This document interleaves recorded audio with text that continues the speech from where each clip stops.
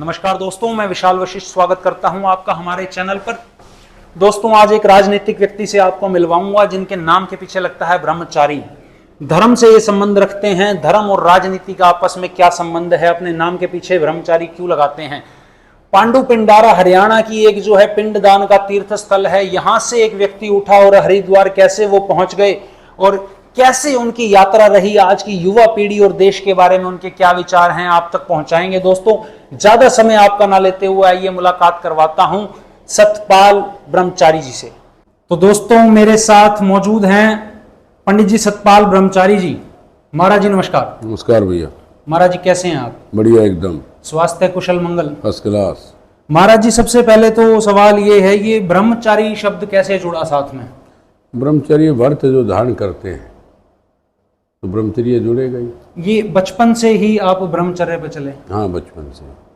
तो महाराज जी, कुछ ऐसा था जैसे नाथ संप्रदाय में होता है, बच्चे जो हैं दान दे देते हैं लोग अपने? हमारी संस्था में ऐसा नहीं है। ये संस्था जो है ब्रह्मचर्य आश्रम की संस्थाएं हैं जी। आजीवन ब्रह्मचर्य जो रहेगा उसका प्रेसिडेंट रहेगा। और हम जोशी मठ जो हमारे शंकराचार्य हैं जगतगुरु जोशी पीठ से हम लोग संबंधित हैं। तो बचपन में कैसे महाराज जी आपका रुझान रहा इस तरफ कि भाई इसी तरफ मैंने जाना है? लोग सोचते हैं जज बनना है, मैंने कोई पुलिस वाला सोचता है, कोई इंजीनियर सोचता है। आपका रुझान धर्म के प्रति कैसे? देखिए, हमारे जो गांव है गांगोली में हमारी मेन गद्दी है। हमारे दादा गुरु परदादा गुरु वहाँ पर आश्रम बनाया, फिर यहाँ बनाया, फिर हरिद्वार बनाया। 3 आश्रम उन्होंने बनाए जी। तो इसी तरह से जैसे गुरुजी वृद्ध हुए तो उन्होंने मेरे को उत्तराधिकारी घोषित किया। और आगे मेरा समाज सेवा में शुरू से ही था कि समाज की सेवा करनी चाहिए और लोगों की मदद करनी चाहिए। महाराज जी, माता पिता ने कभी परहेज नहीं किया? माता पिता दोनों से ऊपर चले गए। उस समय पर चले गए थे? उस समय पर किया तो मैंने थोड़ी बताना था मैं शादी नहीं करूँगा। ये तो कारण है, मैं शादी नहीं की और क्या। अच्छा। ब्रह्मचर्य का मतलब आजीवन ब्रह्मचर्य रहना, गृहस्थ से दूर रहना। तो महाराज जी, भाई बहन कितने थे आपके? 8 हैं। 8 भाई बहन हैं आप। तो महाराज जी, आजकल तो एक हम दो हमारे दो वाला जो है नारा है, तो उस पर देखिए, हम तो पैदा हुए नहीं, वो तो हमारे माता पिता को देखना चाहिए था भाई। उस समय तो जमाना था नहीं ना। 12-12 बच्चे, 8-8 बच्चे, 7-7 बच्चे, सब ऐसे थे। महाराज जी, और आज की युवा पीढ़ी को क्या संदेश देते हैं? क्या 8 बच्चों का संदेश देते हैं या इसी हम दो हमारे दो वाले पे चलने के लिए कहते हैं? अब तो ये होना चाहिए हम दो हमारे दो। भारत की जनसंख्या की अगर मैं बात करूं, अगर धार्मिक दृष्टिकोण से भी देखूं मैं, तो एक बहुत बड़ा नाम भारत का, हिंदुस्तान का रहता है। और लेकिन आज के समय में महाराज जी जनसंख्या इतनी बढ़ गई है, 150 करोड़ के लगभग हम हो गए हैं। तो क्या आपको लगता है कि ये एक इम्पैक्ट डालेगा नेगेटिवली? तो मेरा जो तक मानना है, जब से दवाइयाँ आई, डॉक्टर आए, हॉस्पिटल खुले, सुविधाएं हुई, मृत्यु दर कम हो गई है। जी।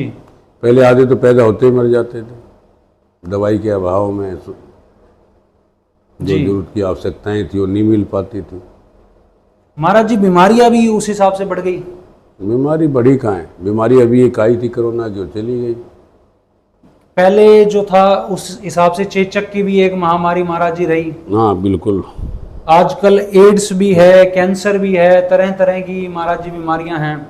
तो खान पान से, आजकल खान पान ऐसा ही, इसलिए बीमारी हो जाती है। आप क्या संदेश मैं चाहूंगा आप दें युवा पीढ़ी को, क्योंकि आपका एक उम्र का तजुर्बा नहीं है, आपका एक्सपीरियंस एक धार्मिक दृष्टिकोण से भी है, आश्रम भी आपने 2 चला रखे हैं।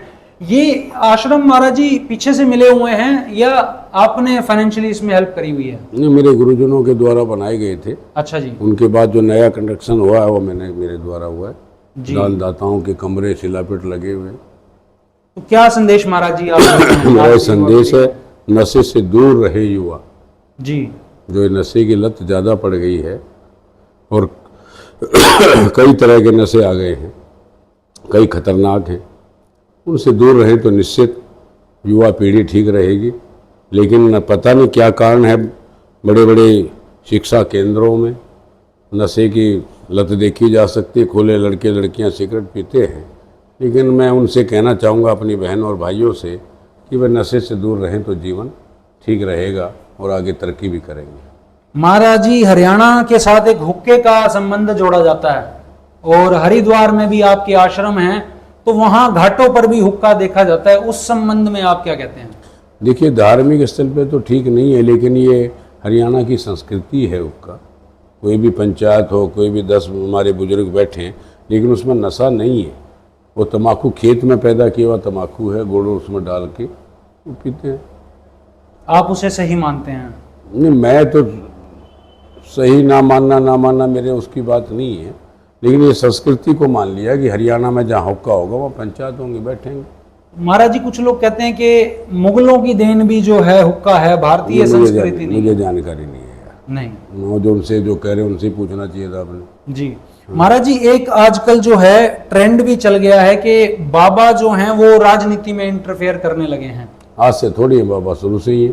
जी चाणक्य का नाम सुना होगा और सुना होगा, बहुत लोग महात्मा रहे हैं। जी, लेकिन अब वो इन्वॉल्वमेंट ज्यादा सोशल मीडिया के कारण महाराज जी दिखने लगा है, या आपकी अपनी कोई उस पर राय है? नहीं, अच्छा है, महात्मा आएंगे तो कम से कम संस्कार तो देंगे, भारतीय संस्कृति की बात करेंगे, कोई बुराई थोड़ी है। तो महाराज जी, अब सरकारी नौकरी के पीछे भी लोग भाग रहे हैं। सरकारी नौकरी कहाँ है? सरकार ने तो बंद कर दी है सब।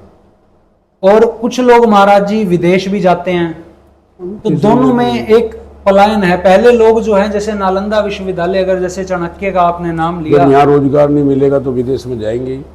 अच्छा पैसा मिलेगा, अच्छी शिक्षा मिलती है, अच्छे जो विद्वान डॉक्टर्स थे या जो क्रीम भारत का है वो भारत की तरफ जाता है कि वहाँ बढ़ने को भी चांस है और आगे पैसा भी ठीक ठाक मिलता है। महाराज जी, ऐसा नहीं होना चाहिए कि इंसान अपनी सोच को बदले, बशर्ते कि मैं अपने देश के लिए कुछ करूं तो शायद वो बाहर ना जाएं। आप इस पर क्या राय रखते हैं? देश के लिए भी काफ़ी किया है, बहुत विद्वान हैं हमारे, साइंटिस्ट हैं, डॉक्टर हैं, इंजीनियर हैं, तो बहुत लोग हैं, अच्छा काम कर रहे हैं। आप महाराज जी, धर्म को क्या मानते हैं आप अपने दृष्टिकोण से?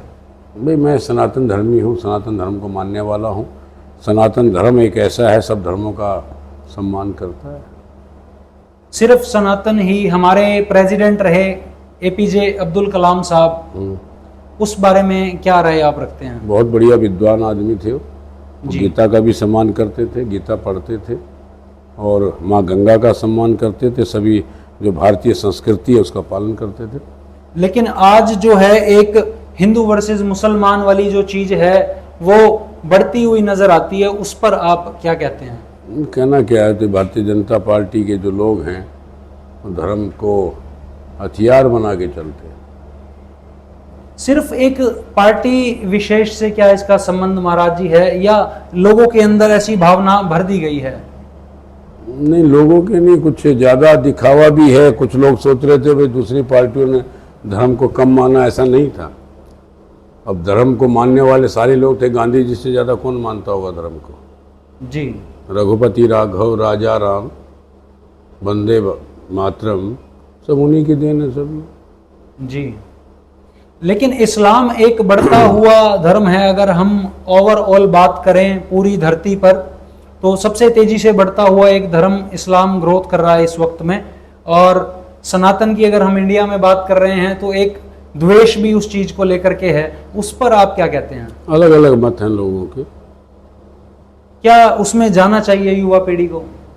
भाई, अपने धर्म के प्रति, धर्म ही तो दिखाएगा मेरे माँ बाप हैं, ये संस्कार हैं। अगर धर्म नहीं रहेगा, सनातन नहीं रहेगा, तो कौन बताएगा क्या रिश्तेदारी का संबंध, भाई बहन का क्या संबंध है, मामा फूफी का क्या संबंध है, तो सारा ये तो दिखाता है सनातन। महाराज जी, फिर एक समय ऐसा नहीं आएगा कि अगर कोई सनातनी है तो सनातनी उसको वोट दे रहा है और जो गैर सनातनी है वो गैर सनातनी को वोट दे रहा है? नहीं, ऐसा नहीं है। ये तो वोट तो पार्टियों का जो है, पार्टी जिसको चाहेगी, जो अच्छी पार्टी समझेगा, हिंदू भी देगा, सनातनी भी देगा। हरिद्वार में महाराज जी किस नाम से आश्रम है हमारे? मैं चाहूंगा आप जनता जनार्दन को बताएं। हमारा श्री थानाराम अन्न क्षेत्र है, 150 साल पुराना आश्रम है, हरियाणा का सबसे प्राचीन आश्रम है हरिद्वार में। जी, दूसरा श्री राधा कृष्ण धाम है। महाराज जी, हरिद्वार में और राजस्थान की साइड अगर हम समटाइम्स जाते हैं तो कई लोगों की ये शिकायत रहती है कि हरियाणा के कुछ जिले, खास करके सोनीपत, रोहतक, या झज्जर भिवानी की बात होती है तो ब्लैक लिस्टेड से हैं, कमरा वगैरह नहीं देते, ये ऐसा नहीं, आपको क्या लगता नहीं है? नहीं, एक ऐसा क्या कोई ये अफवाहें हैं? अफवाहें हैं सब। सबका सम्मान होता है। सोनीपत से बहुत लोग जाते हैं, रोहतक से बहुत जाते हैं, जिनसे पूरा हरियाणा जाता है। जी और मैं तो ये कहना चाहता हूँ सबसे ज़्यादा जाता है हरियाणा है। बिल्कुल। भाई हरियाणा के लोग धार्मिक हैं, सबसे ज़्यादा हरियाणा और गुजरात दो प्रांत आजकल चलते हैं उसमें। जी महाराज जी। महाराज जी अब एक उम्र का पड़ाव निकल गया और सनातन धर्म आप बता रहे हैं भक्ति करते करते उम्र बिता दी, जीवन में अब आगे का क्या उद्देश्य आपने देखिए, रखा? मैं राजनीतिक आदमी हूँ। जी 25 साल से राजनीति में हूँ। जी हरिद्वार का चेयरमैन रहा, विधानसभा चुनाव लड़ा, फिर अब यहाँ लोकसभा लड़ रहा हूँ। तो महाराज जी वहां पर एक हार कारण बनी, उसका क्या कारण आपको रहा जो कि भाई हार का सामना करना पड़ा? हार का कारण कई कारण थे, मैनेजमेंट सही नहीं हो पाया। और अगर हम सनातन की बात करें, जैसे आप बता रहे हैं ब्रह्मचारी आपने लगाया है नाम के आगे और बचपन से ही रहे हैं और काम वासना का त्याग कर दिया आपने, गृहस्थ का त्याग कर दिया, सब कुछ त्याग कर कर धर्म की ओर जो है आप निष्ठा से चले, और फिर भी धर्म नगरी में एक हार का सामना करना पड़ता है तो उसमें। वहाँ से दूसरे भी लोग थे भाई लड़ने वाले। मेरे पैसे का अभाव था, दूसरों ने पैसा खर्च किया और जीत गए। आपको लगता है कि राजनीति पैसे से होती है? नहीं, ऐसा भी नहीं, हरियाणा में पैसे से नहीं है, वहाँ पैसे से थी। जी आज के समय में आपको क्या लगता है? आज के समय में ठीक है, काम करने वाले लोग आगे आएंगे तो भारत में ठीक होगा। पढ़े लिखे नौजवान आगे आ रहे हैं अब राजनीति में भी और हर काम में। एक महाराज जी राजनीति से हट करके एक आम आदमी की तरह अगर बात करूं तो मैं ये मेरे लिए ऐसा होगा कि एक जो उम्र दराज व्यक्ति है और धर्म के प्रति समर्पित है, मेरे लिए भी ज्ञानवर्धक होगा और जो जनता देख रही है उनके लिए भी। 5 साल बाद एक नेता होता है, उसकी पेंशन लग जाती है और उसका रुतबा हो जाता है एक्स एमएलए या एक्स एमपी, और ये कल्चर एक बड़ा पुराना चलता हुआ आ रहा है महाराज जी। क्या आपको ऐसा नहीं लगता ये चीजें बंद होनी चाहिए? नहीं नहीं, ऐसा कुछ नहीं है। एक नेता रहता हो तो धौंस पेंशन- जमाते हैं लोग। ना ना, कोई धौंस नहीं जमाता राजनीति में, ऐसी बात नहीं है जो आप कह रहे हैं। राजनीतिक आदमी तो सबसे कमज़ोर आदमी होता है, सबसे हाथ जोड़ के चलता है, जनसेवक की तरह काम करता है, कोई भी राजनीतिक हो। तो महाराज जी कुछ जो होते हैं केसेस लगे हुए हैं लोगों पे, पता नहीं, मुझे जानकारी नहीं भैया। अब जरा